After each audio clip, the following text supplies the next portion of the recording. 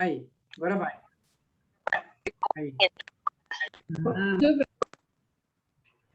Beleza. Olha quem entrou aí também, gente. Olha só.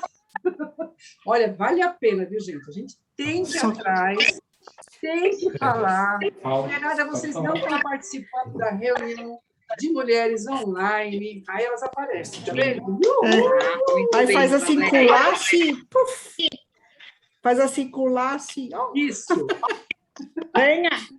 Venha aqui, venha. Larguei tudo. Ah, maravilha, gostei. Então, quem mais? Quem entrou aí? Lígia, a Rose, quem mais? Maria Angélica. A Maria Angélica é uma amiga minha, uma irmã querida que trabalhava comigo. Legal. Bem-vindas, meninas. Vamos lá, então? 18 pessoas já. Muito bom, muito bom. Vamos lá. Tudo bem aqui, amor? Nós vamos ler, então, gente. Alguém falou alguma coisa? Desculpa, não... Tá. Tem alguém com o microfone aberto e está dando eco. Isso, então vamos lá. Então, agora a gente vai começar a leitura, né?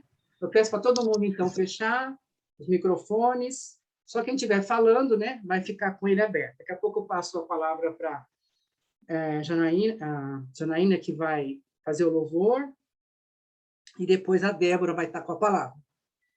Então, nós vamos lá. Eu queria ler com vocês Lucas 5, de 27 a 32.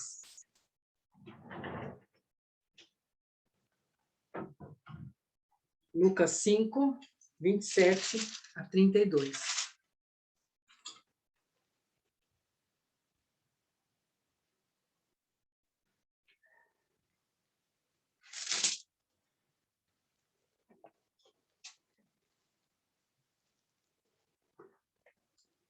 Então, vamos acompanhar a leitura.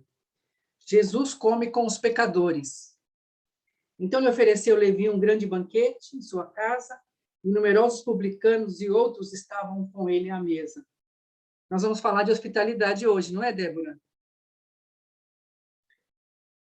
De 27, desculpa, eu pulei, fui no 29, é no 27. Então, passadas essas coisas, saindo, viu um publicano, chamado Levi, assentado na coletoria, e disse-lhe, segue-me. Ele se levantou e, deixando tudo, o seguiu. Então, lhe ofereceu, né, o Levi lá, lhe ofereceu um grande banquete em sua casa. Numerosos publicanos e outros estavam com ele à mesa. Os fariseus e seus escribas murmuravam contra os discípulos de Jesus. Acho que tem mais alguém com o microfone aberto. Por favor, Maria Angélica, fecha o microfone, por favor. Ah, já foi. Tá. E aí, então, o Levi ofereceu um grande banquete em sua casa, e numerosos publicanos e outros estavam com ele à mesa. Os fariseus e os escribas murmuravam contra os discípulos de Jesus, perguntando, por que comeis e bebeis com os publicanos e pecadores? Respondeu Jesus, os sãos não precisam de médicos, e sim os doentes. Não vim chamar justos, e sim pecadores ao arrependimento. Né? Então, por que eu peguei esse texto? Né? Fiquei pensando aqui em Jesus, que é tão bom a gente ficar lembrando das ações de Jesus. Né? Então, ele fazia questão de estar com os pecadores. Não é? Então, eu fico pensando, será que a gente faz questão de estar com os pecadores? Pecadores, eu falo, aqueles que não estão na fé. Ou será que a gente faz questão de estar com os irmãos em Cristo? Né? Já é muito mais fácil a gente estar com os irmãos em Cristo. Né? Isso é ótimo, que a gente tenha bastante tempo de comunhão com os irmãos em Cristo. Mas vamos lembrar que Jesus, ele não poupava, e ele poupava no sentido assim, ele não ficava... só quero ficar com os meus discípulos. Só quero ficar aqui com os 12. Né? Não, ele... Sabe aquela coisa, sabe, irmãs, que eu tenho dificuldade, hein? Estou falando de coisa que eu tenho dificuldade. De você está no meio que não é muito confortável, né? Não é muito confortável. É confortável estar no meio dos irmãos, né? Mas em outros meios não são muito confortáveis. Mas aqui a gente aprende com Jesus, né? Que ele, então, vai no banquete na casa do Levi e, obviamente, os fariseus pegam no pé dele. Ah, você fica comendo com os pecadores, né? Porque para os fariseus, todos os outros eram pecadores, né? Menos eles. E Jesus, então, que resposta que Jesus dá para esses fariseus, né? Ele fala: os sãos não precisam de médico. Então, vocês acham que não precisam, vocês são sãos.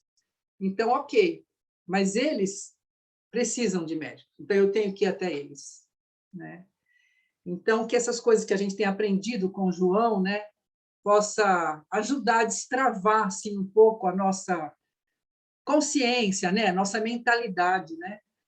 Porque a gente, às vezes, tem um tipo de pensamento e, às vezes, vem a palavra de Deus e João, né, falando muitas coisas para a gente que dá assim, uma virada da chave, né? Que você fala, nossa, acho que eu não tinha pensado nisso, né? Então, essa coisa de hospedar pecadores também na nossa casa. E não só os irmãos em Cristo, não só aquelas coisas, aqueles amigos confortáveis, né? Mas hospedar também pecadores, para quê? Para que a gente vai hospedar pecadores em casa, gente? Exatamente. Para falar de Jesus para eles, né?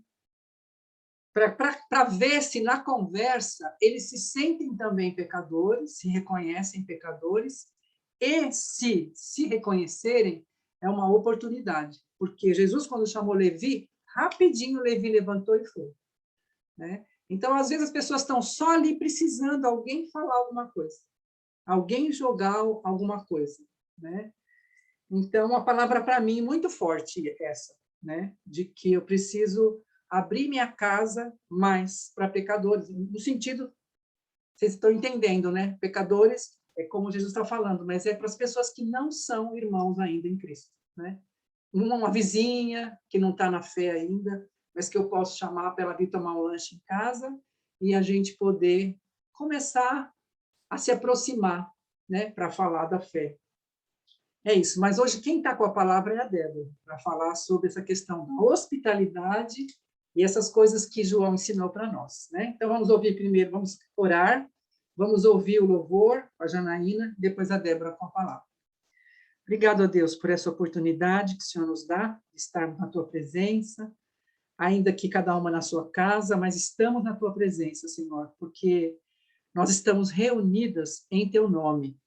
E nós queremos pedir, Pai, em nome de Jesus, o Teu Filho amado, o nosso Salvador, que o Senhor fale conosco nessa noite, que o Senhor nos abençoe, que o Senhor destrave, Senhor, a nossa mente, o nosso coração, para recebermos a Tua palavra e os ensinos que o Senhor tem para nós, ó Deus. Ajuda-nos, Senhor, a reter os ensinos que temos recebido, que a Tua palavra tenha lugar no nosso coração e que Teu Espírito, Senhor, faça a Tua obra no nosso coração, aquilo que cada uma de nós, em particular, precisamos aprender de Ti.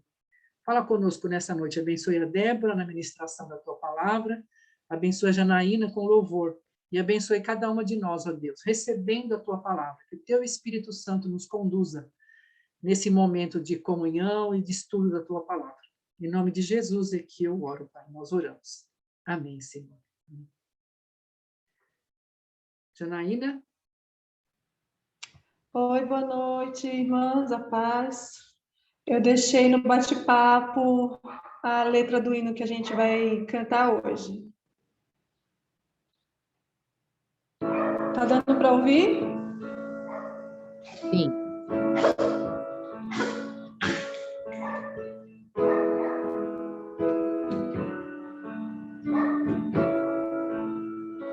Algemado por um peso, oh, quão triste eu andei, até sentir a mão de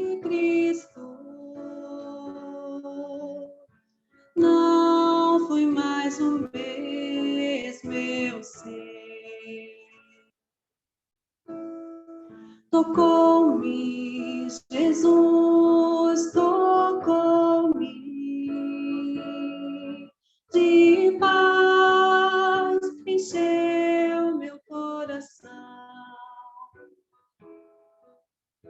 Quando o Senhor Jesus me tocou, livrou-me da escuridão. Desde que encontrei a Cristo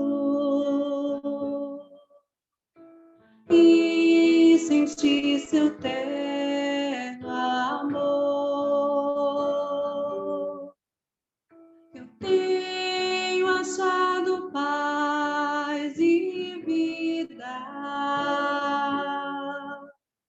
Sempre eu cantarei seu louvor. Tocou-me, Jesus, tocou-me, de paz encheu meu coração. Quando o Senhor Jesus me tocou, livrou-me da escuridão. Tocou-me, Jesus, tocou-me, de paz encheu meu coração. Quando o Senhor Jesus me tocou, livrou-me da escuridão.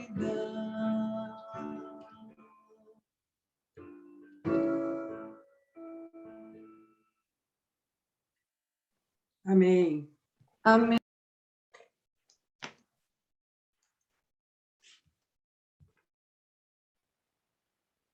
Débora?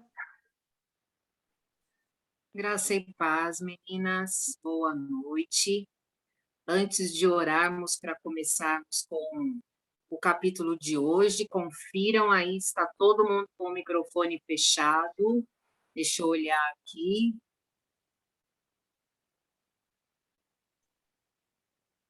Ótimo. Fechem os microfones para não ter aquele problema do eco, né? Que fica ruim. Acho que só a Marlene ainda não. Então, eu vou orar para que nós possamos entrar na terceira carta, dando sequência ao que estamos vendo nesses tempos, tá? Senhor Deus, que estás no céu, controlando todas as coisas, graças te damos, ó Senhor, porque sabemos que o Senhor preparou estes momentos de estudo, de meditação da tua palavra na eternidade, quando nenhuma de nós existia ainda. E que grande graça foi essa, que grande misericórdia e bondade o Senhor teve conosco, preparando esses momentos em que podemos conhecer mais de Ti. Te louvamos, Senhor, por isso, e te pedimos que o Senhor perdoe os nossos pecados e não permita que eles nos impeçam de aprender o que o Senhor tem para nos ensinar hoje. Fica conosco e que o Teu Espírito Santo traga-nos o entendimento necessário para o estudo. Em nome de Jesus, amém. Bom, meninas, então, nós, como a Lê lembrou, falamos na semana passada sobre hospitalidade também. Só que na semana passada, nós falamos de uma hospitalidade que nós não devemos ter. Não devemos dar hospitalidade àqueles que são coniventes, que deliberadamente alteram o evangelho, os falsos mestres, né? Então, eu acho importante que a gente faça essa diferença, porque a Lenice, de maneira muito sábia, né, falou que a gente tem que, sim, ser hospitaleiros com pessoas que ainda não são cristãs, mas essas pessoas que, de modo doloso, alteram o evangelho, com essa a gente não tem que ter papo, tá? Então, uma das coisas para a gente começar a falar sobre o texto, só em nível de curiosidade, mas que eu acho interessante, é que é um dos textos menos procurados na Bíblia, a terceira carta de João. Porque, né, o ser humano ele é muito visual, a gente às vezes acha que a coisa é mais importante porque ela é maior. Ah, não, o livro dos profetas maiores é mais importante do que uma carta que é pequenininha. E, na verdade, não. De fato, a terceira carta é o menor dos livros da Bíblia em número de palavras, mas não é menos proveitosa do que todo o restante do conteúdo das Escrituras. Pelo contrário, a gente vai observar, conforme a gente for avançando, verso a verso, que há muita e muita e muita coisa a ser observada aqui. E é interessante também que é um texto que, se eu não tivesse tido o roteirinho preparado pelo caderno, eu provavelmente não conseguiria chegar às conclusões que a gente vai conseguir chegar com o material. E uma coisa só rapidinho que eu deixei passar lá na primeira apresentação, quando a gente ia começar o estudo, eu fiz lá, né, um resumo do livro Mulheres da Palavra, que é da Jane Wilkin. Aí eu expliquei para vocês basicamente sobre o que o livro trata, que a Bíblia é sobre Deus e não sobre nós. Mas aí eu me esqueci de fazer um link importante, que é o seguinte: a Jane Wilkin escreveu aquele livro pensando nas mulheres da igreja dela, e aí ela começou a desenvolver esse trabalho de estudar livros da Bíblia com as mulheres da igreja. Uma irmã de Portugal, a Ana Ruth Cavaco, esposa do pastor Tiago Cavaco, que já nos visitou, teve conhecimento desse trabalho e começou a traduzir para o português os estudos que a Jane Wilkin estava fazendo na igreja local que ela faz parte. Então, é por isso que eu usei o livrinho da Jane Wilkin lá no começo, Mulheres da Palavra, e por isso que nós temos este caderninho aqui desenvolvido com observações feitas nos estudos que ela desenvolveu lá com as mulheres da igreja dela, tá? Só para não ficar nenhuma dúvida, né? Mas falou de um livro, aí falou da mulher, aí agora não sei direito quem ela é, então acho que dá para a gente entender. Então, essa carta, ela é uma carta que não é de difícil assim compreensão quando a gente começa a ler, mas ela é de difícil digestão, digamos assim. É um alimento que a gente tem que ir comendo aos poucos, digamos, porque ele vai falar de coisas que são bastante profundas. Então, na segunda carta, a gente viu que João vai se dirigir a um grupo de pessoas que a gente não sabe muito bem se é uma pequena igreja, um pequeno grupo, uma família, né, que ele chama lá a pessoa para quem ele vai dirigir a carta, né, como a senhora eleita. Então a gente não sabe muito bem se é um grupo familiar ou se é uma pequena igreja, mas ele vai falar de problemas que vão existir quando a gente se relaciona com pessoas que não confessam a fé cristã. E a gente tem, claro, nessa carta aqui, é o mesmo autor, falando de coisas que nós já vimos na primeira e na segunda carta. Então, há semelhanças também com o que nós já vimos, a ênfase continua sendo na verdade e no amor, como nas outras cartas que nós vimos. Só que agora, essa carta é dirigida a um homem especificamente, o Gaio. E Gaio era um nome bastante comum naquela época, assim como João também. Então, a gente não sabe quem era esse Gaio. Mas é muito interessante o fato da gente não saber, porque muito provavelmente, se fosse um homem assim, de destaque naquela sociedade, teria aparecido aqui, Gaio, fulano de tal e tal. Mas o fato de não aparecer mostra que Gaio era um homem comum, assim como nós, mulheres comuns. Ele não tinha, assim, nenhum potencial que nós também não possamos desenvolver. Então, já começa igualando quem era Gaio com quem podemos ser. Então, nós vamos começar a leitura. Eu vou fazer dessa vez, em vez de ler tudo primeiro, eu vou lendo e a gente vai falando sobre os versos, e se vocês quiserem fazer qualquer tipo de comentário, pode abrir o microfone, tá? Lá no verso 1 nós temos: o presbítero ao amado Gaio, a quem, na verdade, eu amo. Quando a gente lê aqui, a quem, na verdade, eu amo, João está querendo dizer que é um amor baseado nos conceitos bíblicos de amor, e não no que o mundo diz que é amor. Então, verdadeiramente, de acordo com o que Cristo me disse que é amar, eu amo a Gaio. E ele quer já deixar isso muito claro logo no começo. Era um amor que espelhava os ensinamentos de Jesus. E ele quis destacar isso aqui para nós. Aí ele continua no versículo 2.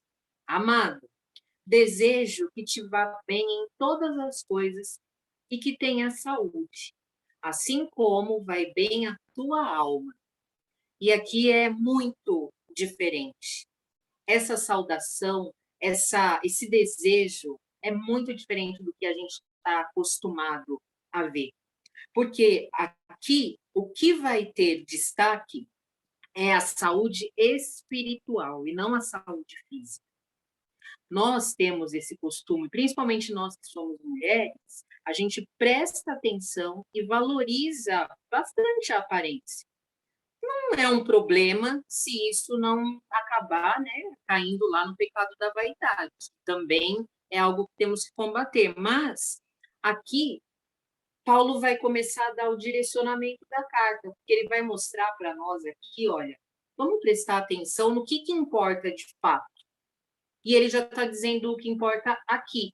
Gaio, você tem uma saúde espiritual tão admirável, tão forte, tão robusta, que eu gostaria que fisicamente você fosse assim também.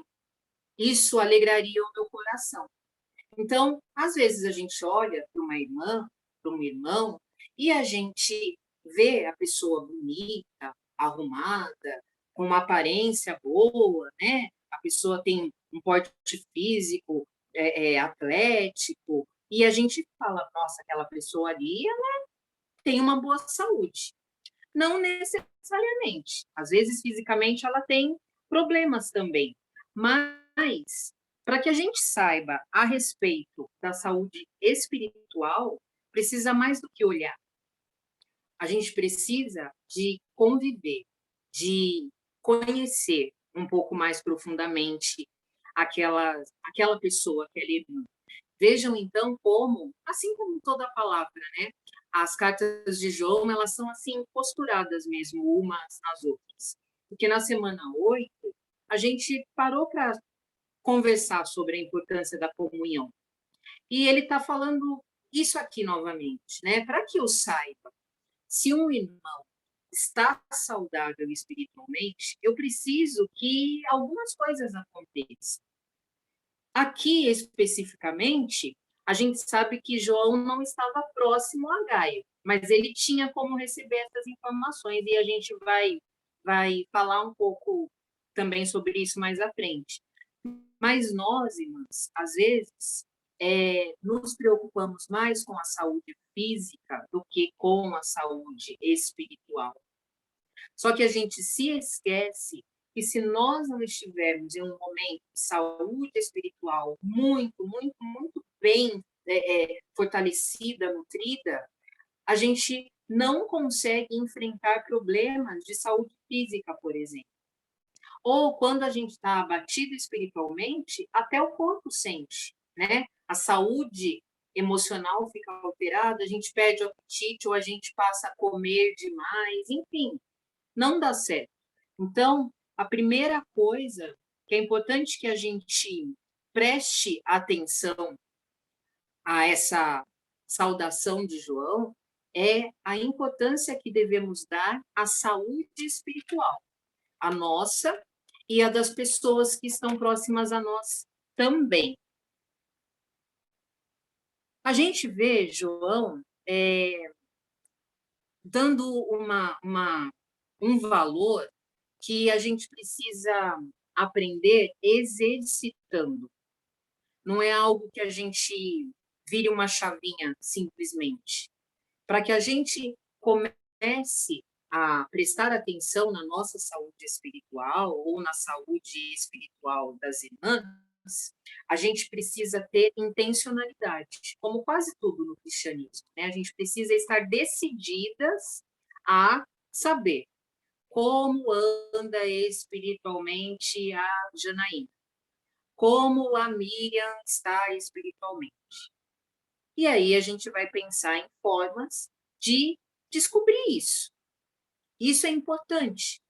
E nessa conversa, que pode ser pelo Zap, um áudio, um telefonema, enfim, nós também mostramos como anda a nossa saúde espiritual. Então, às vezes, é quando também iremos receber, né? Aquele nutriente que está faltando, aquela vitamina que está faltando para que a nossa saúde espiritual se fortaleça. Então, nós precisamos prestar atenção na saúde espiritual dos irmãos e nós precisamos desejar e investir para que a nossa saúde seja como a de Gaio, que a saúde espiritual seja destacável em relação à saúde física. No versículo 3, continuando com a mesma ideia, ele fala assim, João, porque muito me alegrei quando os irmãos vieram e testificaram da tua verdade, como tu andas na verdade. A gente tinha até que circular, né, o verbo ali, vieram. Então, vejam só, a gente vai falar, né, dessas pessoas que vieram, mas com tantas coisas que se tem para falar quando a gente vai visitar alguém que está longe, o que é que essas pessoas falavam de Gaio? Podiam ter falado, nossa, o Gaio está sem dinheiro, ou o Gaio enriqueceu, ou o Gaio engordou. Não, o que eles vão falar? Sobre a saúde espiritual. E vão falar que Gaio é uma pessoa que vive a verdade. E mais, né? Ele diz assim, como tu andas na verdade. Era um hábito de Gaio, era um comportamento, fazia parte do caráter de Gaio andar na verdade.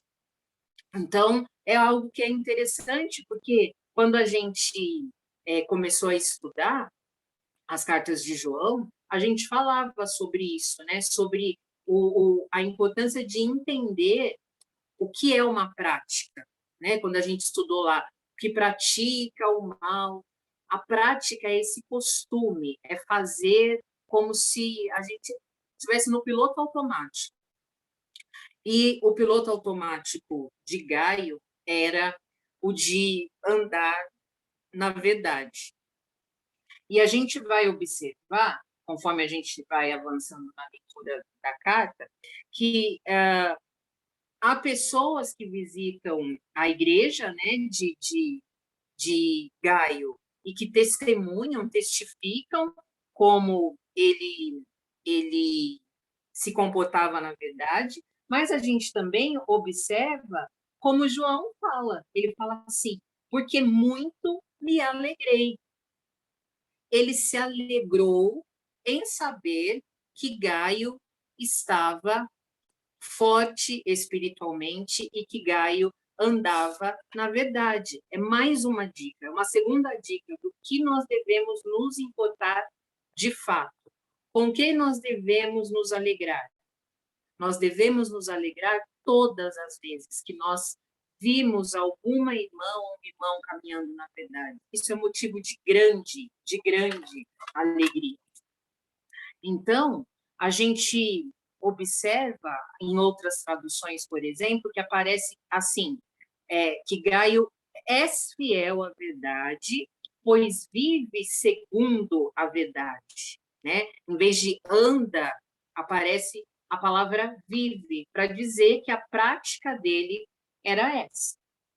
No versículo 4, não tenho maior gozo do que este, o de ouvir que os meus filhos andam na verdade. Lembra que da outra vez que eu compartilhei o estudo com vocês, eu pedi para que a gente prestasse atenção na ênfase que João dava para falar de que o Senhor nos amava como filhas. Aqui eu quero que a gente dê ênfase novamente ao que é dito no que faz referência ao sentimento de João. Olha o que ele diz, gente. Não tenho maior gozo do que este, o de ouvir que meus filhos andam na verdade. Eu não tenho maior prazer. Não há para mim nada que me dê mais alegria, mais satisfação do que isso. Aqui já começa mesmo a apertar no calo, né? Porque, de fato, se a gente para pensar, você fala assim, não, é verdade, né? O que pode ser mais motivo de contentamento do que ver alguém caminhando na verdade, do que ver alguém vivendo como Cristo determinou? João está certo. Mas nós fazemos isso habitualmente como uma prática? A gente se alegra nisso? Ou a gente deposita as nossas expectativas de alegria em coisas menos importantes? Então, sei lá, de repente você tem um marido, um esposo, que é um homem temente ao Senhor, que anda na verdade, mas ele é bagunceiro. Ele deixa tudo esparramado, e aí você fala, puxa, estou tão chateada, não adianta eu falar com ele, porque ele continua bagunçando as coisas. Você se esquece do que é mais importante.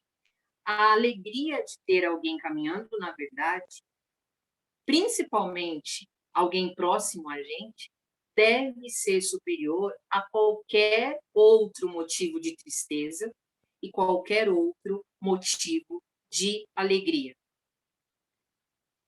Se não há maior alegria do que essa, né? Lá no caderninho, na questão 8, dizia assim, aplica, pensa no que te traz alegria num relacionamento. Dirias que não tens maior alegria do que ver a santa obediência daqueles que amas? É isso que tem aquecido, que tem alegrado o nosso coração? Ver filhos, cônjuge, os irmãos da igreja, as pessoas com quem a gente caminha ou ouve falar, é isso que tem nos dado alegria? Saber que eles estão caminhando na verdade, que eles andam segundo a verdade? Ou será que a gente está colocando isso dentro da caixa de alegrias, mas fora do pódio, no lugar errado do pódio?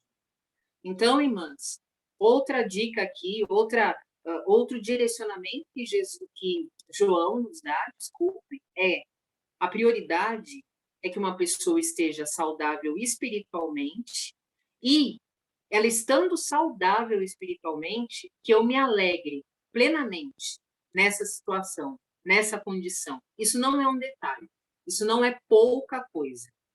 Isso é mais do que suficiente para que eu me alegre, e me alegre muito, porque ele fala que ele não tem maior gozo do que esse. Não é uma alegriazinha, não. É a alegria. Talvez a gente até tenha esse tipo de preocupação com aquelas pessoas que a gente ama muito.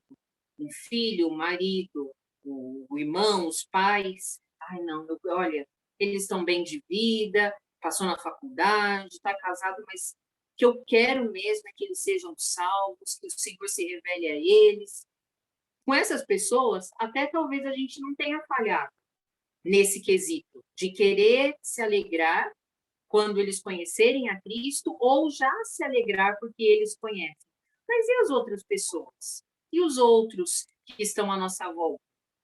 Será que a gente também dá esse valor? Puxa, não teria maior alegria do que se aquela minha amiga também caminhasse na verdade. Seria, para mim, o melhor dos presentes, a melhor das coisas se ela conhecesse a Cristo, né? Então, a nossa tristeza é por uma pessoa não caminhar na verdade, ela precisa ser maior do que qualquer outra alegria de que aquela pessoa demonstre estar sendo bem-sucedida em outras áreas.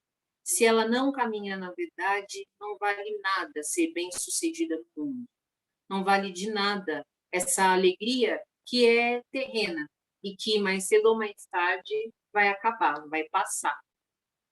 Então, a gente, às vezes, ora para que um amigo ou um familiar, né, que é descrente, consiga um emprego, porque a pessoa está sem trabalho.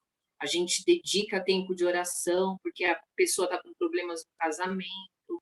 Ou a gente dedica tempo de oração clamando ao Senhor, jejuando, buscando mesmo para que a pessoa tenha cura, porque a pessoa está passando por uma enfermidade. Mas a gente se esquece de clamar para que ela conheça a verdade. Então, não é que não seja importante, e não é que a gente não deva se alegrar com mais nada. O Senhor é tão misericordioso que Ele nos dá muitos e muitos motivos para que a gente se alegre todos os dias.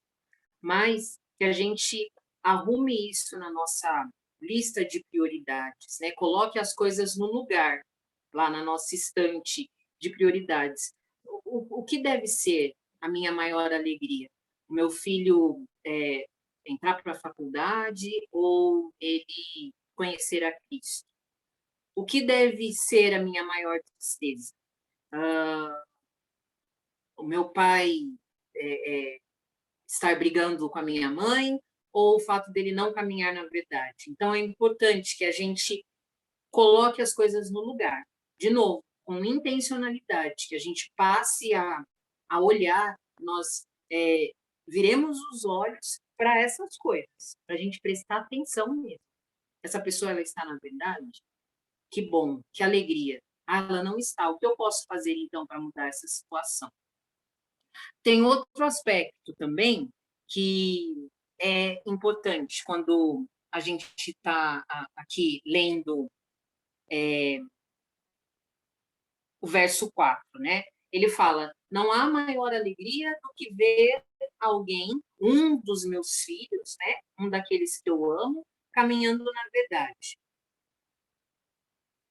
E, às vezes, a gente deposita expectativas de alegria em pessoas que, por não conhecerem a Cristo, não têm condições de atender às nossas expectativas. E aí a gente acaba se frustrando porque a gente está tirando expectativa de onde deveria, de fato, estar e colocando expectativa no lugar errado. Então, a gente precisa ficar ligado também nisso, porque, às vezes, a gente exige de uma pessoa que é descrente que ela tenha comportamentos e atitudes que só alguém com o Espírito Santo consegue praticar. Então, que a gente, pensando nisso, comece a dedicar mais, então, orações para que ela conheça a verdade. Gostaria tanto que ela agisse de tal forma, já falei 1000 vezes, e não adianta. Não adianta. A única esperança é que ela conheça a Cristo, e aí ela vai poder, por meio da ajuda do Espírito Santo, começar a ter um comportamento diferente do que ela tem. João, ele vai se alegrar porque ele vê as expectativas corretas sendo atendidas. Ele já havia, provavelmente em outra ocasião, instruído a Gaio, e agora ele viu que Gaio tinha aprendido a lição, que Gaio tinha aprendido de Cristo e dele, de João. Então, a gente não deve deixar de se alegrar por todas as dádivas, por todas as bênçãos que o Senhor nos concede, mas a gente precisa pedir para que o Senhor sonde o nosso coração, para que Ele revele se nós estamos depositando expectativas de alegria nas coisas que são de fato importantes, tá?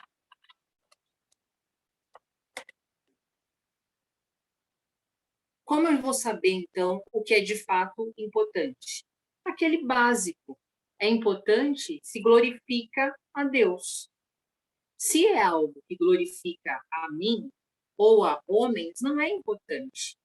O importante é glorificar ao Senhor, porque foi para isso que nós somos feitos. Então, a nossa alegria deve estar no que alegra o Senhor. E o que alegra mais a Deus do que ver um filho caminhando por seus caminhos? Devemos, portanto, como diz o título dessa semana, imitarmos a Deus. Ele se alegra vendo que estamos caminhando na verdade, que nós também nos alegremos vendo que outras pessoas caminham na verdade, já que essa é a alegria que não vai poder ser abalada, essa alegria não vai ser roubada, não vai passar. Verso 5. Amado, procedes fielmente em tudo o que fazes para com os irmãos e para com os estranhos, que em presença da igreja testificam o teu amor, aos quais, se conduzires como é digno para com Deus, bem farás. Tem uma tradução, a NVI, PT, que ela fala assim: eles falaram à igreja, no verso 6, a respeito desse seu amor. Você fará bem se os encaminhar em sua viagem de modo agradável a Deus. Então, aqui, a gente está vendo um cenário de uma igreja, a igreja de Gaio, era uma igreja que provavelmente era ponto de passagem de irmãos que viajavam pregando o evangelho, de missionários, de irmãos itinerantes, né? Porque João começa a carta falando que eles vieram e trouxeram notícias de Gaio. E aqui ele está falando que Gaio recebe os irmãos e estranhos também da mesma boa maneira, da mesma forma verdadeira. E aí ele fala: você fará bem se os encaminhar em sua viagem de modo agradável a Deus. E de que modo é o agradável a Deus? Como é que nós devemos receber esses irmãos? Mateus 10:40. Anotem aí, ou se quiserem abrir rapidinho. Mateus 10:40 é um texto que Jesus está falando. E ele diz assim: quem vos recebe, recebe a mim. E quem me recebe a mim, recebe aquele que me enviou. Olha isso, irmãs. É muito profundo. A gente, então, quando recebe alguém que está indo à nossa igreja pela primeira vez, ou uma pessoa que está começando a frequentar a igreja, ou quando nós abrimos a nossa casa para receber essas pessoas, a gente precisa se lembrar disso, que nós estamos recebendo a Cristo e ao Pai, quando nós recebemos essas pessoas da maneira adequada. Não é uma visita, simplesmente. Nós estamos recebendo ao próprio Cristo e àquele que o enviou. Esse é o comportamento que agrada a Deus. Esse deve ser o nosso padrão. Como é que eu vou tratar as pessoas que estão chegando à igreja? Como é que eu vou tratar as pessoas que vêm me visitar na minha casa? O nosso padrão deve ser esse. Lembrar que, por meio dessas pessoas, recebemos a Cristo e àquele a quem enviou. Então, devemos, por amor a Deus, dar o nosso melhor a essas pessoas. Em Lucas 14, também gostaria de ler com as irmãs, Lucas 14, do 12 ao 14.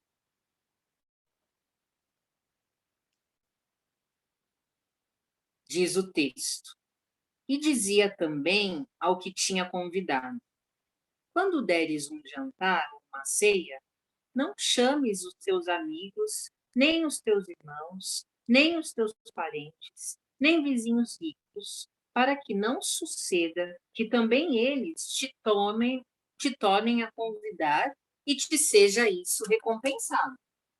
Mas, quando fizeres convite, chama os pobres, aleijados, mancos e cegos, e serás bem-aventurado, porque eles não têm com o que te recompensar, mas recompensado serás na ressurreição dos justos. Esse trecho aqui, ele está nos dizendo que uma das características da verdadeira hospitalidade, aquela ensinada pelo Senhor, é dar, ofertar hospitalidade sem esperar nada em troca.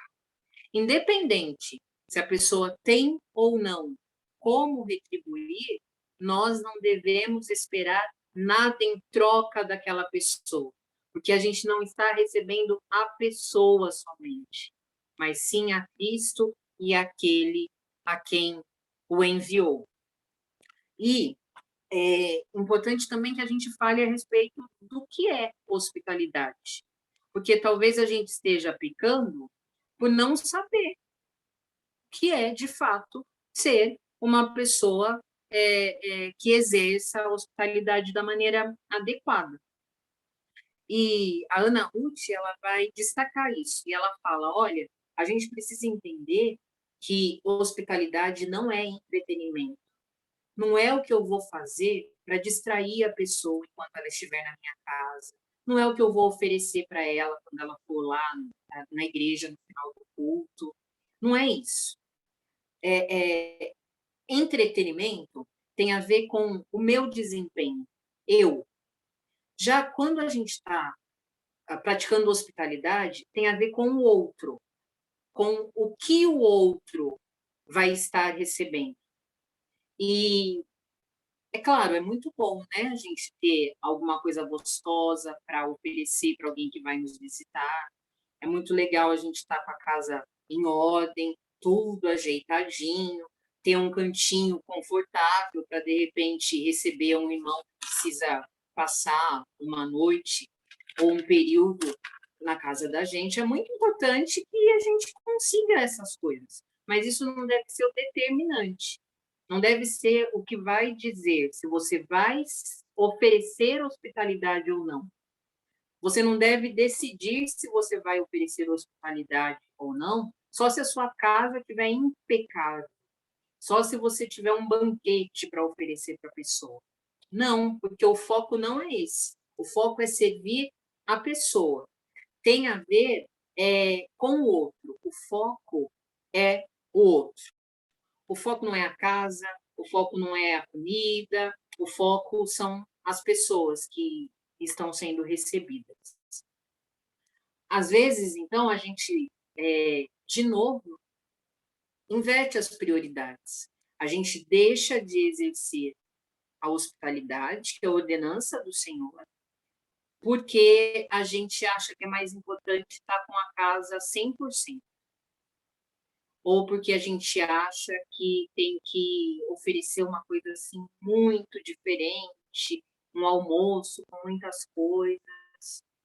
Olha, irmãs, a gente está num período de vacas magras, né? É um período de dificuldade para a maioria das pessoas, em que os cintos estão apertados, né? Então, se a gente for ficar esperando, quando é que a gente vai ter condição de dar aquele almoço, que parece mais uma ceia de final de ano, talvez esse dia não chegue. Então, a gente precisa entender que eu não preciso ter um palácio para receber alguém. eu preciso ter disponibilidade para receber alguém.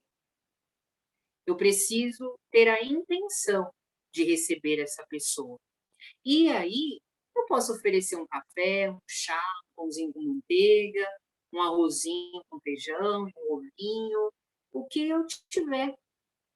Se eu não tiver nada, que eu ofereça a minha oração, o meu ouvido para que a pessoa converse e fale o que ela tem vontade de falar, que eu ofereça uma palavra de consolo, de ânimo.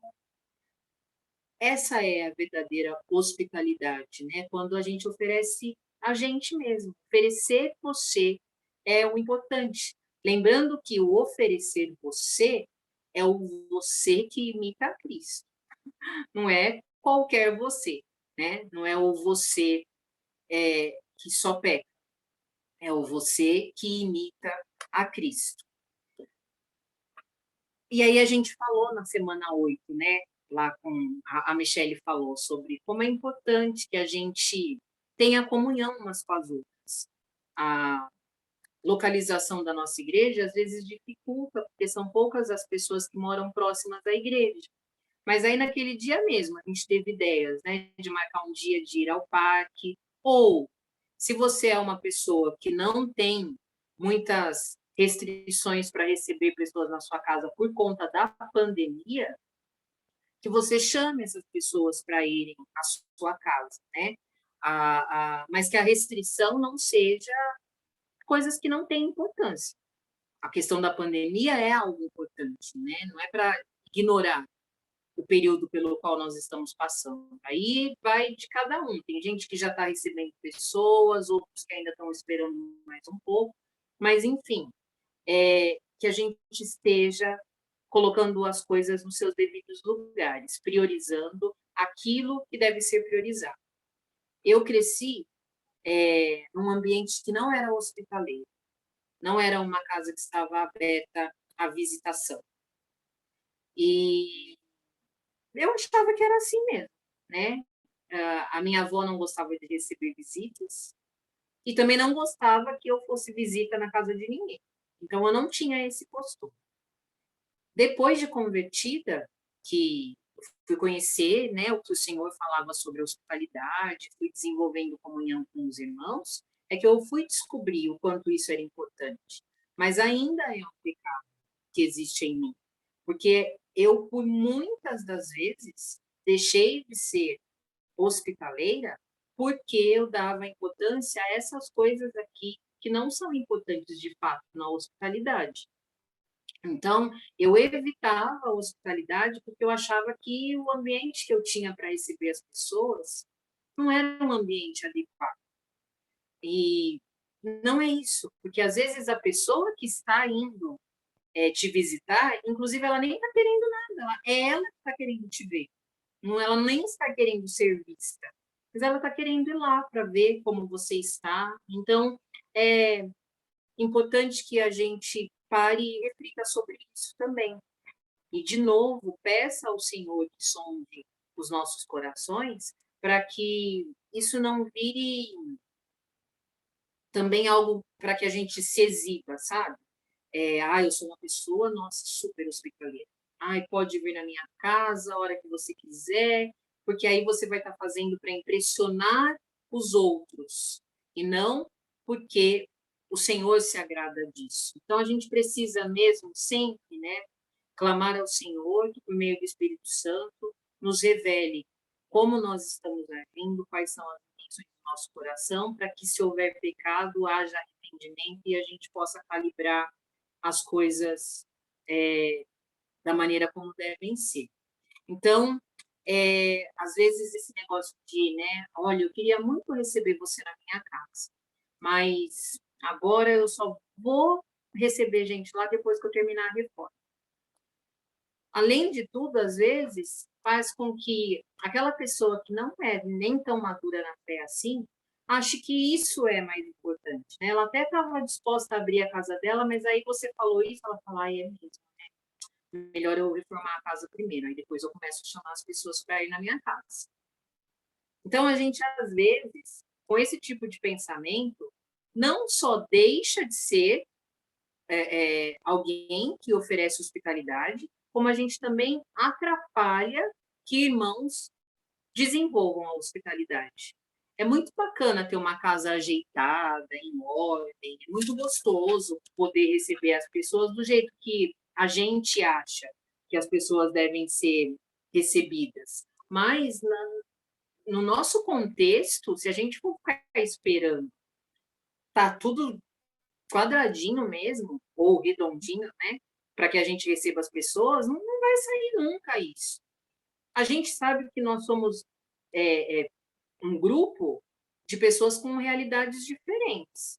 Então, às vezes, a pessoa ela tem dificuldade de ser hospitaleira porque ela tem idosos em casa, ou porque ela tem crianças pequenas, ou porque o ambiente é pequeno, ou porque ela trabalha fora. Enfim, cada um tem aí aquilo que vai fazer com que seja mais difícil receber as pessoas, né? Mas a gente precisa exercer a hospitalidade a parte de todas essas coisas, né? A hospitalidade ela deve fazer parte dessas coisas que estão aparecendo nas nossas vidas. Se é o idoso, se é o filho pequeno, se é uma enfermidade, se é um marido, ou às vezes a gente mesmo está doente. Como é que eu vou exercer hospitalidade assim, do jeito que a minha vida está? E eu fiquei pensando naquelas coisas, né, que às vezes a gente faz. Vem uma visita em casa, a gente pega as coisas, esconde no armário, esconde no guarda-roupa, né, dá aquela maquiada assim, na casa. E, claro, a gente quer receber as pessoas bem. Agora, que isso não seja a vontade de enganar as pessoas, senão a gente vai estar dando um falso testemunho, né? A gente vai estar ali mostrando uma coisa que não é verdade. E não é o mais importante, meninas, porque essa bagunça que às vezes a gente tem em casa é uma bagunça que todos nós temos em casa. Por mais organizado que seja a pessoa ou não, a não ser que seja aquela pessoa que tem mania de limpeza, né? Que também é terrível. A pessoa não é hospitaleira nem com as pessoas que vivem com ela, porque ela não deixa a pessoa fazer nada, porque ela quer tudo no lugar. Também não é para ser assim, né? Isso também não é uma prioridade para nós. Devemos, então, concentrar os nossos desejos em servir as pessoas que vão chegar na nossa igreja, assim como Gaio, que recebia irmãos conhecidos e até estranhos da mesma maneira. Nós devemos nos preocupar em estar com elas. Também não adianta, né? A gente convida a pessoa para vir, mas a gente quer oferecer tanta coisa que a pessoa fica na sala e a gente fica lá na cozinha. Então, a gente precisa estar com elas, orar com elas, demonstrar a alegria, a satisfação de recebê-las ali na nossa igreja ou na nossa casa. E dá trabalho mesmo, irmãos, dá trabalho mesmo.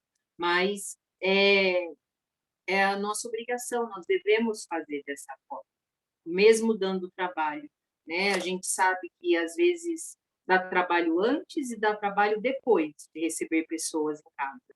Mas a satisfação é muito maior, né? Os momentos que se tem quando a gente exerce a hospitalidade, na maioria das vezes, compensa todo o trabalho que a gente tem. E que a gente não se esqueça, né? Que nós sejamos, em primeiro lugar, também gratas por termos uma igreja local para receber essas pessoas, de termos um lar, por mais simples que seja, pode sim receber pessoas, receber irmãos ali, né?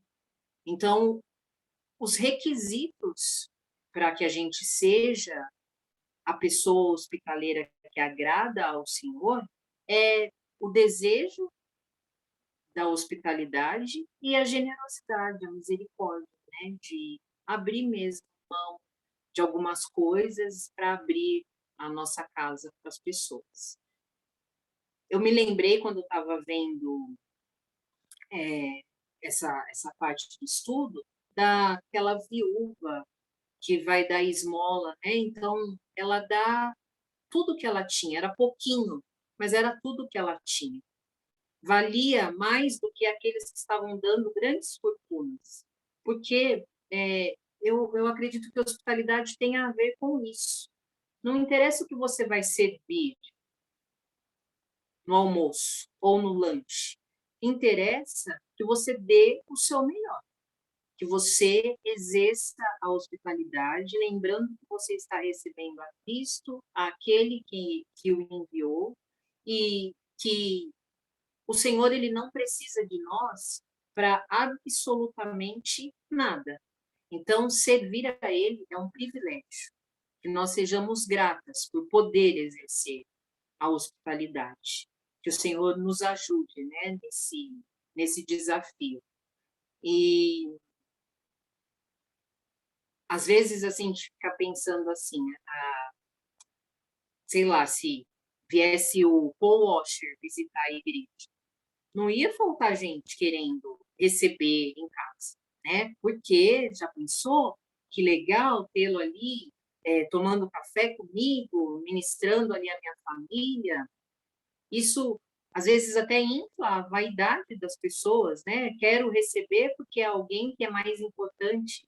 Só que o Espírito Santo que abriga, que mora nesses grandes homens, é o mesmo Espírito Santo que mora nos homens mais simples também, naquele irmão ou naquela irmã mais simples também.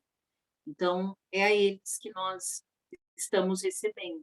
Então, a gente precisa procurar ser como Gaio, e a gente também precisa valorizar quem é que tem sido Gaio na nossa igreja, quem é que tem sido Gaio na nossa vida, porque às vezes são pessoas que passam assim meio despercebidas, meio invisíveis, e a gente precisa se ligar nisso, né? Precisa dar atenção nisso. A gente só vai perceber o quanto esses indivíduos que são Gaios são importantes quando aparece os que a gente vai falar daqui a pouco, né? O outro exemplo, Diótrefes. E no verso 7, para continuar, irmã, diz assim: porque pelo seu nome saí, nada tomando dos gentios. Observem, meninas, lá no nosso caderninho, pelo seu nome. Nome está em letra maiúscula, porque aqui está falando, ó, essas pessoas que têm ido visitar a igreja Liga, elas saíram em nome de Cristo, em nome de Jesus Cristo, elas chegaram aí. Nada tomando dos gentios. Não foi esperando a ajuda dos gentios, não foi com verba dos gentios. Foi porque irmãos se reuniram para possibilitar que eles fossem e voltassem. Então, a gente precisa também exercer a hospitalidade dessa forma, lembrando que às vezes a gente não consegue receber na nossa casa, mas que a gente tem como ajudar de alguma outra forma, ajudando a lavar a louça na casa da irmã que vai receber, ajudando com um prato, enfim, a gente tem várias maneiras de desenvolver esse tipo de atitude se houver o nosso interesse nisso, né? No verso 8, complementando o que ele disse no 7, então eu vou voltar e vou ler o 7 de novo, fala assim, no 7, porque pelo seu nome saíram, nada tomando dos gentios. Portanto, aos tais devemos receber. Então, como eles não são financiados por gentios, nós temos o dever de receber esses irmãos. É nossa parte, é nossa missão receber estes irmãos. Para quê? Para que sejamos cooperadores da verdade. Além de ser responsabilidade nossa, como eu disse para vocês agora há pouco, é um privilégio, porque o Senhor não precisa de nós para guardar aqueles que são dele. Elias foi alimentado por povos. Não precisa da gente ficar ali preparando aquele almoço super especial para receber um missionário. O Senhor, ele tem todas as provisões em suas mãos, ele é a provisão. Mas, já que nós temos essa oportunidade de servir dessa forma, que a gente aproveite esse privilégio. Às vezes também, irmãs, outra coisa que é importante a gente ficar ligado, é que a gente acha que servir a Cristo tem mais valor se for fazendo, assim, grandes coisas. Ah, não, mas eu queria mesmo ser missionário num paizinho lá da África. É ótimo se você tiver essa oportunidade de ir para esse paizinho, pregar o evangelho, muito bem. Mas, às vezes, a sua parte é receber uma pessoa que está precisando de uma oração, de uma palavra, de um encorajamento. É aquela pessoa que está deslocada porque é nova na igreja, porque não conhece as pessoas ainda. Então, a gente não precisa só ficar pensando em grandes coisas ou em coisas que virem os holofotes para nós, que todo mundo veja o que a gente está fazendo. Não, né? O que uma mão faz, a outra não deve nem ficar sabendo. Então, a gente não tem que ficar se preocupando em onde nós vamos servir. A gente tem que se preocupar em obedecer. Lá em 1 Samuel 15, 22, tem aquele trecho que é famoso, né? É melhor obedecer do que sacrificar. Então, que nós obedeçamos dentro do cenário que nós temos, dentro do que nos é possível. E nós somos cooperadoras da verdade quando a gente agrada ao Senhor nas nossas casas, quando a gente agrada ao Senhor na igreja local, quando nós agradamos ao Senhor no trabalho. Tudo isso é ser cooperadora da verdade. Então, não precisa ter um crachá dizendo assim, né? Ah, você é tal coisa na igreja para você fazer. Você pode fazer e deve, porque nós fomos comissionadas por Cristo a fazer essas coisas. Então, a gente pode receber as pessoas que vão nos conhecer, que vão nos visitar lá nos cultos, no domingo, ou em outra atividade na igreja.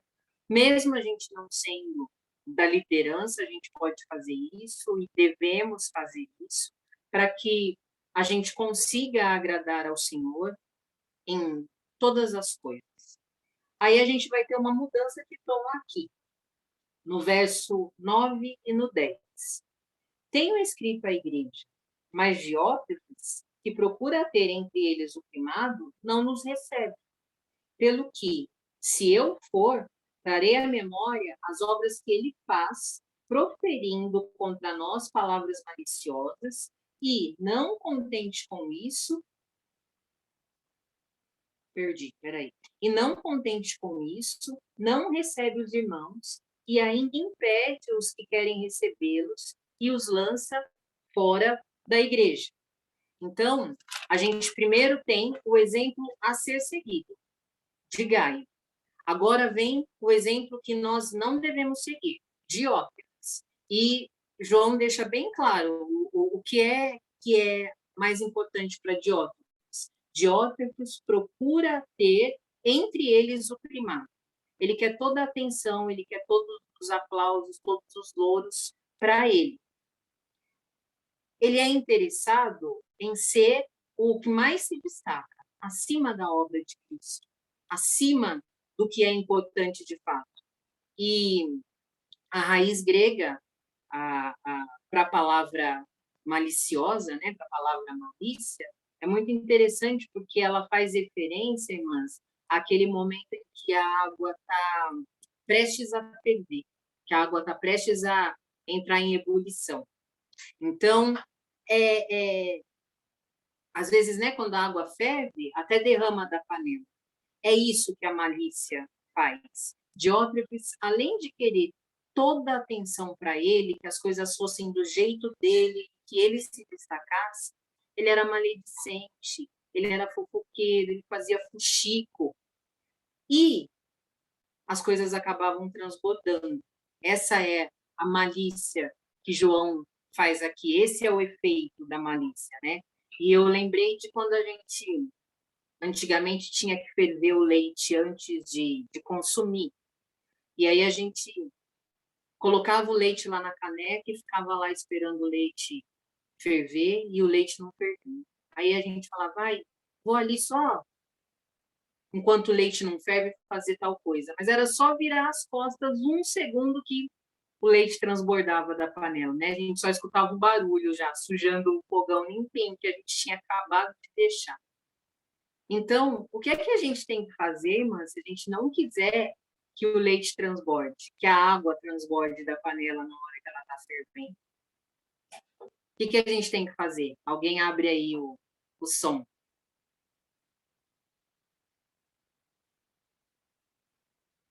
Se eu não quero que a água transborde, que o leite transborde. Vigiar. Vigiar. Isso Aguardar. mesmo, Michele. Eu preciso esperar, vigiando, para que na hora que chegue o momento da fervura, eu esteja ali e aquilo não transborde, né? Então, irmãs, a gente olha para Diótrefes e a gente fala, mas que horror esse homem. Que tipo de homem é esse? Que a atenção toda para ele, só pensa nele. Às vezes nós somos Diótrefes. Às vezes nós só queremos fazer as coisas se a gente tiver destaque. Se a gente só quer fazer se for do nosso jeito. Então, a gente precisa vigiar o Diótrefes que existe em nós e esses que andam por aí, para que a gente não permita que a coisa vaze, transborde da panela. A gente precisa estar ligado nesse tipo de acontecimento. E Diótrefes não era qualquer um na igreja, não. Ele não era uma pessoa que frequentava a igreja. Ele era da liderança, porque está dizendo ali que ele não só não recebia os irmãos enviados por João, como impedia quem quisesse recebê-los. Então, ele tinha alguma autoridade ali. E também a gente precisa ficar ligado que quando a gente observa alguma coisa na liderança da nossa igreja que a gente não concorde, que a gente acha que não está legal, a gente também precisa servir e imitar a Deus, seguir o exemplo de Gaio, não o de Diótrefes. Qual foi o exemplo de Gaio? Gaio tinha como principal importância a igreja, o corpo de Cristo. E Diótrefes tinha como principal ponto se importar com ele mesmo. Então, quando alguma coisa lá na liderança te incomoda ou te incomodar, é importante que a gente faça diferença no que é que está nos incomodando. É algo que tem a ver com as minhas convicções ou tem a ver com a minha preferência? Porque, às vezes, a gente não gosta porque, sei lá, mudou o horário do culto, que a cadeira mudou de lugar, porque o tapete não é de tal cor. Isso não é, de fato, importante. Isso tem a ver com a minha preferência. Agora, questões relacionadas à convicção são questões relacionadas à verdade doutrinária, à visão teológica. Então, não quer dizer que a gente tem que aceitar tudo da liderança, não é isso. A gente pode discordar, mas a gente precisa discordar em respeito, respeitando a autoridade que foi constituída pelo Senhor. E se não for uma questão muito séria, a gente tem que ficar quieto, não podemos agir como Diótrefes, que ficava com buchicho, que ficava com fofoquinha, que ficava com disse-me-disse. Isso é danoso, isso é uma doença dentro da igreja. Então, devemos, de novo, imitar a Gaio, porque Gaio imitava a Deus. No verso 11, irmãs, amado, não sigas o mal, mas o bem. Quem faz bem é de Deus, mas quem faz mal não tem visto a Deus. Lembrando, né, aquela questão da prática. A gente sabe que a gente ainda está no processo de santificação, então não é o tempo inteiro que nós fazemos o bem. Mas aqui ele está dizendo que quem tem como prática o mal, quem faz o mal, não deve ser motivo de exemplo, não deve ser por nós imitado. Mas quem faz o mal não tem visto a Deus. E aí ele vai vir com um outro exemplo que nós devemos seguir, porque ele fala assim, lá no 11, no 12, desculpa, todos dão testemunho de Demétrio, até a mesma verdade. E também nós testemunhamos, e vós bem sabeis que o nosso testemunho é verdadeiro. Então, Demétrio fazia o bem, assim como Gaio era outro que deveria ser imitado, que deve ser imitado por nós. Porque, irmãs, nós sempre estaremos imitando alguém, sempre. Não é uma opção. Hoje eu não vou imitar ninguém. Não existe isso. Sempre a gente vai estar imitando. Ou a gente vai estar imitando a mulher sábia, que constrói o seu lar em cima da rocha, ou a tola, que destrói tudo com as próprias mãos. Ou a gente vai imitar a Caim, que dá qualquer coisa, ou a Abel, que dá a melhor oferta. Ou a gente vai estar imitando os ímpios, ou estaremos imitando justos, justificados. Então, irmãs, a gente precisa ficar ligada nos bons exemplos e segui-los, e nos maus exemplos para rechaçar, para negá-los. Devemos imitar a Deus. E ser imitador não nos diminui em nada. Nós fomos criados para imitar. Nós somos criados à imagem e semelhança de Deus. Na criação original, antes da queda, nós fomos feitos para imitar a Deus em tudo. Com a queda, nós passamos a imitar também o que deveria ser negado por nós. Mas que a gente volte a imitar a Deus, né? Então, que a gente imite a Gaio, que a gente imite a Demétrio, que a gente imite a Paulo. Lembra que Paulo, até anotei aqui, 1 Coríntios 11, 1. 1 Coríntios 11, 1, Paulo diz: sedes meus imitadores, como também eu sou de Cristo. Então, a gente deve imitá-los porque eles imitam a Cristo. Não imitar pessoas, mas pessoas que imitam a Cristo. A gente vai, então, imitar, querendo ou não, né? A gente imita cabelo, a gente imita roupa, a gente imita receita, né? A gente ensina as crianças pequenas pela imitação, né? Manda beijo, faz joinha, faz isso, faz aquilo, né? E eles vão aprendendo imitando. Então, que a gente imite a Deus, aos bons exemplos. Porque nós temos nas igrejas sempre exemplos como Gaio e exemplos como Diótrefes. Então, a gente precisa ficar ligado nisso. E eu quero que a gente lembre de 3 coisas, irmãs, para encerrar. Que a gente preste atenção no testemunho que a nossa vida tem dado. Se nós temos dado um testemunho de uma saúde espiritual robusta e adequada, ou se nós temos dado mais importância para a nossa saúde física do que para a nossa saúde espiritual. Em segundo, como é que eu tenho sido como anfitriã? Eu tenho sido uma boa anfitriã? Eu tenho praticado hospitalidade ou eu tenho praticado entretenimento? A gente precisa lembrar que nós temos um pai que é o maior exemplo de hospitalidade. Ele nos preparou uma mesa e ele nos preparou um lugar onde nós vamos passar a eternidade com ele. Não é qualquer lugar, é o melhor dos lugares. Que a gente, então, imite a Deus na hospitalidade. E, por último, né, fugir dos diótrefes, não imitar os diótrefes e não inflamar os diótrefes, né, que a gente não entre na deles. E que o Senhor tenha misericórdia de nós, irmãos, para que a gente consiga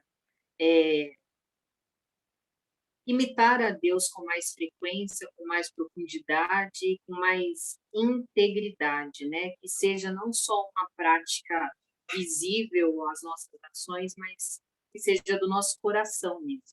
Eu desejo que seja assim. Eu tenho a intenção, eu estou na intencionalidade de mudar a forma como eu lidei com a hospitalidade até hoje. E eu tenho certeza que o Senhor vai me ajudar a isso, né? Porque Ele instrumentaliza para que a gente consiga fazer tudo aquilo que Ele requer de nós. Ele nos dá como fazer, né?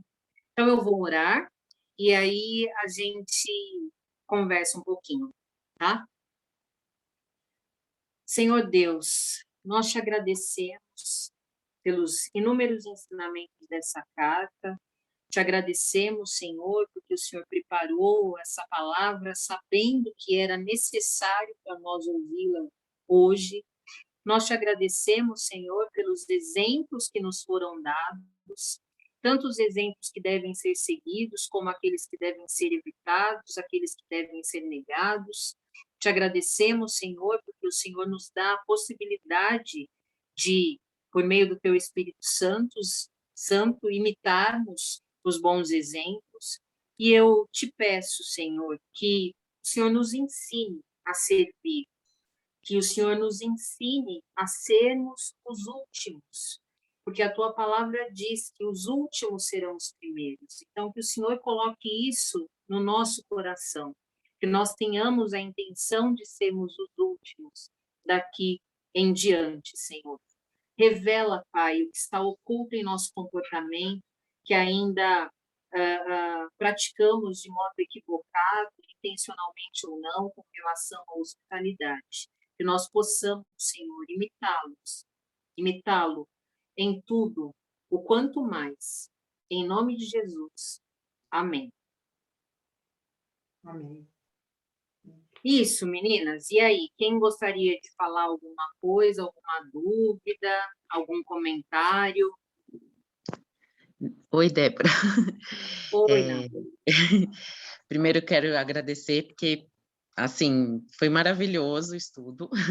Gosto muito do jeito que você fala, assim, é muito didático e traz grande aprendizado para mim e creio que para as irmãs também.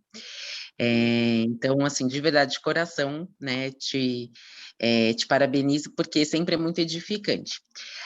Quando você estava falando, e agora na oração, me veio aquela parte de Marta e Maria, né, que você estava falando de hospitalidade, e eu acho que é um exemplo muito, assim, muito bom nessa questão da palavra, que até Jesus repreendeu Marta, né, porque quando elas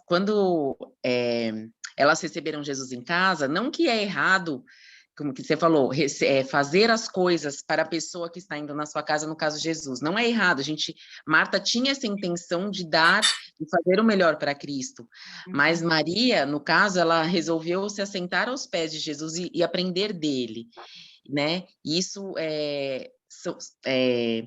então, assim, a gente deve servir, sim, mas é isso, é passar mais tempo com as pessoas que a gente está recebendo em casa, isso é o diferencial, e Jesus corrigiu Marta, né, amava Marta, mas corrigiu, falando, ela se preocupou com a melhor parte, isso não vai ser tirado dela, então, não é que Jesus não queria ser servido, ou que ele não se alegrou com o banquete de Marta, mas a atitude do coração de Maria de se deitar, né, de se inclinar para ele, ouvir e aprender dele, de passar tempo com ele, foi o que, assim, Jesus falou, Marta, tem que ser assim, né? Então, é algo que acho que é legal, assim, como aprendizado para nós. Claro que a gente não vai receber Jesus em carne, né? Mas, assim, ao receber as pessoas na nossa casa, sejam irmãos ou, que nem a Lenice falou, sejam gentios, né? Que a gente trate dessa forma, né? Mais do que oferecer um banquete, que a gente ofereça a si mesmo e receba as pessoas, né? Assim, sei lá, acho que é isso.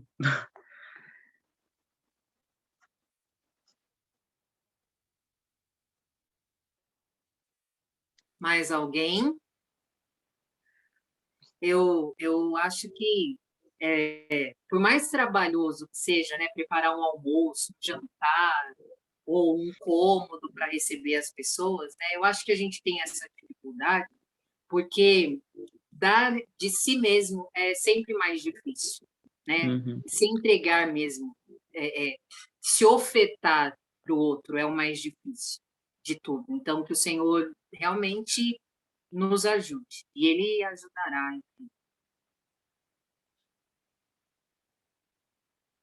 Pronto?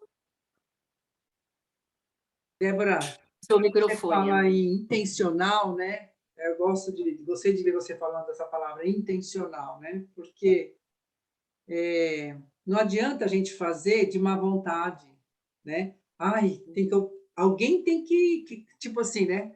Vem uma pessoa na igreja, alguém tem que receber, né? Então, deixa eu receber, ué, já que ninguém se oferece. Então, deixa eu receber, né? Não, né? Pensar que realmente é um ministério, né? Ter essa questão da hospedagem como um ministério, né? Assim como tantos outros ministérios são importantes, pregar a palavra, né? Todo mundo acha lindo, né? Ai, que lindo a pessoa que vai lá no púlpito e prega, né? É lindo mesmo, né? Mas tem outros ministérios importantes, né? Para que a gente possa ser cooperador, né? Que aí João fala da questão da cooperação em Cristo, né? Então, assim, tanto fazer um café, né? Na igreja, fazer um café como a gente tinha, né? O cafezinho, né? Fazer um bolo para levar, né? Então, assim, mas hospedar em casa, então, é isso de a gente... Porque vai dar trabalho, né? Vai dar trabalho. Mas se a gente, como você falou, virar a chavinha, né? Virar a chave e falar, não ver mais aquilo como, ai, nossa, que peso, né? Que trabalho fazer, hospedar essa pessoa. Nem vou na igreja, vou ficar fazendo almoço. Nem vou ficar, porque vou fazer almoço. Não, gente, está sendo Marta pura, né? E a Nathalie falou muito bem, né? Fazendo a diferença de Marta e Maria, né? É importante que a gente prepare uma comida, mas não que você... O mais importante é passar mais tempo com a visita, né? Muito, muito bem colocado também, viu, Nathalie? Muito bem colocado. O mais importante é passar mais tempo. E como você falou, né, Débora? Quem sabe uma palavra de ânimo que a pessoa está precisando, quem sabe um ouvir, né? Ouvir o que a pessoa precisa falar, né? Então, é saber qual a necessidade que eu tenho ali para, quem sabe, ajudar naquele momento, né? Ou só ouvir, ou só aprender, como foi no caso de Maria, é só aprender com Cristo, né? Ela só tinha a receber ali de Cristo, né? Bacana, muito bom, Débora. Deus te abençoe, querida. Muito boa palavra.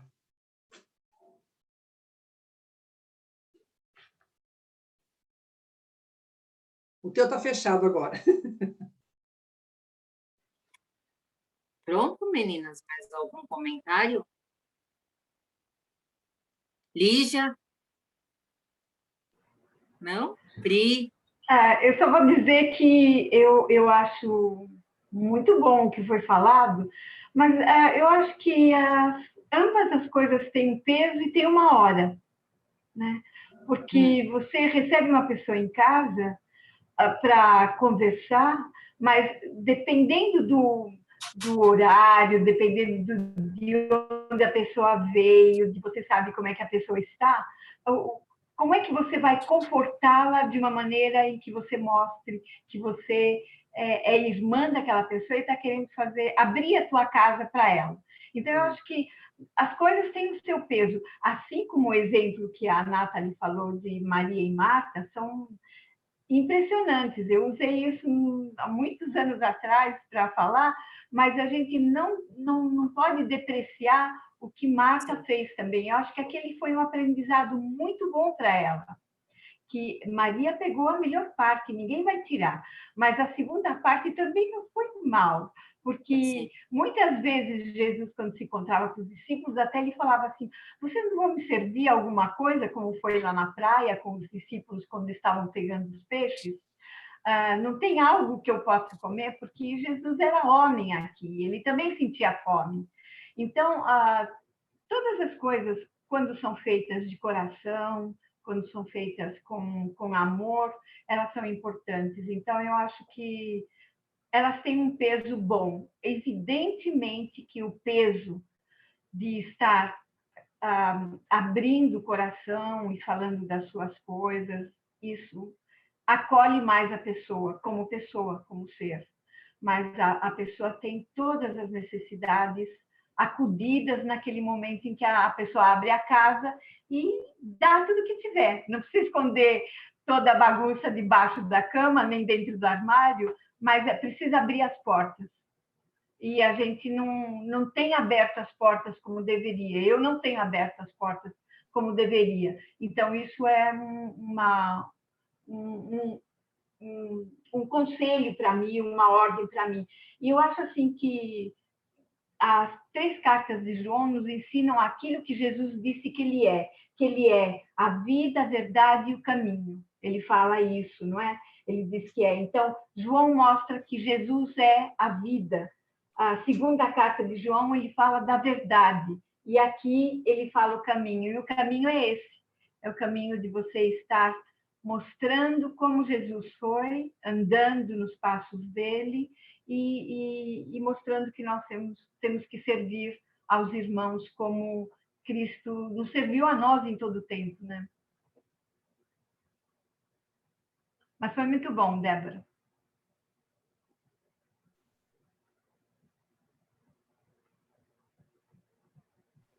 Acho que é isso, então, né? Sim. Podemos encerrar. Isso. Então, meninas, semana que vem temos o último encontro nosso, né? Para falarmos, então, das cartas de João. E aí a gente já vai poder, assim, dar mais ou menos uns vislumbres, talvez, aí para vocês, de como nós vamos prosseguir. Muito provavelmente a gente vai dar uma pausa, né? Para a gente até ver como vão ficar as coisas, né? Se nós vamos voltar online, se nós vamos voltar presencialmente. Queremos muito, né? Voltar presencialmente. Dependemos, obviamente, de toda uma estruturação aí da igreja, né? Com escola bíblica e tudo mais. Mas nós vamos falar, então, algumas coisas sobre isso semana que vem. Tá certo? Esperamos todas vocês. São todas muito bem-vindas. Muito obrigada às irmãs que têm, assim, sido tão atenciosas, porque a gente sabe que na segunda-feira não é fácil, não é mesmo? O dia mais difícil da semana é segunda-feira, né? Porque tem tudo para fazer, arrumação da casa e tudo mais, e as irmãs que trabalham também, fora e dentro, então, assim, mas Deus tem nos abençoado e nos honrado, né? Porque cada vez que a gente separa um tempo para estar, a gente é muito abençoada, né? Graças a Deus, por todas as irmãs que têm ministrado, e graças ao Senhor, porque Ele tem ministrado ao nosso coração, né? Amém. Então, Deus abençoe cada uma, boa semana para todas. Não sei se tem mais alguma comunicação que alguém lembra que tenha que dar. Lenice, não é comunicação, mas posso... Pode. Que amanhã minha mãe vai fazer a cirurgia do aneurisma, e se vocês puderem orar, eu agradeço. Então, vamos orar. Amanhã, 8 horas da manhã.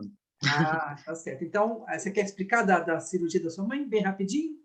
O que ela vai fazer? Na verdade, ela está com aneurisma cerebral, né, e ela vai fazer um procedimento que é pela virilha, vai colocar um catéter, vai ser por catéter, e vai até o cérebro colocar um stent, que é uma espécie de uma mola, né, no cérebro, e para não precisar abrir a cabeça, né, então o médico vai fazer esse procedimento pela virilha, que é menos invasivo. Então, aí se vocês puderem orar, que é amanhã cedo, 8 horas da manhã. Vamos orar já? E depois as irmãs também podem orar, cada uma, né, no seu tempo de oração. Ela chama Claudete. Pai, obrigado a Deus por esse tempo tão precioso que passamos aqui na tua presença. Obrigada pela vida de cada irmã que esteve conosco, ó Deus. Obrigada porque o Senhor conhece cada uma e o Senhor sabe da necessidade, ó Deus, de cada irmã. Então, que o teu Espírito, ó Deus, tenha ministrado e continue ministrando, Senhor, nos nossos corações, fazendo-nos enxergar, ó Deus, as tuas verdades e aquilo que nós precisamos, ó Deus, integrar, ó Deus, na nossa vida, apreender mesmo no nosso coração da tua palavra, Senhor. Então, que o Senhor nos ajude, Senhor, a colocar em prática as coisas que nós temos estudado e aprendido da tua palavra, que realmente possamos aprender a tua palavra, Pai. E nesta hora, Senhor, lembramos da Claudete, pedimos, Pai, em nome de Jesus, que o Senhor abençoe esse procedimento que ela vai fazer amanhã, Abençoe todos os médicos, toda a equipe. Sabemos, ó Deus, da delicadeza que é mexer no cérebro. Mas pedimos, então, Pai, em nome de Jesus, que os teus anjos, ó Deus, estejam ali abençoando, Senhor, esse procedimento, que seja bem sucedido, que ela possa estar em paz, em tranquilidade, que ela possa estar calma, ó Deus, para esse procedimento. O Senhor acalme o coração da Claudete, que o Senhor abençoe também a Nathalie para estar junto ali com ela, ó Deus. Derrama a tua graça sobre elas e que, de alguma forma, ó Deus, o Senhor use essas situações, ó Deus, de vulnerabilidade, para que a Claudete possa reconhecer, ó Deus, quanto ela precisa de Ti, quanto nós precisamos do Senhor na nossa vida, que sem Ti nós não somos ninguém. Então, ó Deus, que o Senhor se revele de alguma forma, Senhor, na vida da Claudete. Pedimos isso, que queremos nos alegrar em Ti, vendo a Claudete sendo resgatada, ó Deus, para a fé em Cristo. E que o Senhor abençoe e glorifique o teu nome através desse procedimento e também da vida da Claudete. Em nome de Jesus, Pai, oramos, te agradecemos e pedimos uma noite de paz e tranquilidade para cada uma de nós e todas as irmãs. Em nome de Jesus nós oramos. Amém, Senhor. Amém. Amém. Deus Obrigada. abençoe, irmãs. Boa Deus noite. abençoe. Boa noite. Boa Boa noite, Deus noite. Deus abençoe. abençoe. Tchau, Abençoe. meninas. Tchau. Obrigada. Tchau. Tchau, boa noite. Beijo. Beijo. Não quero sair. Beijo, Suzana, beijo para você.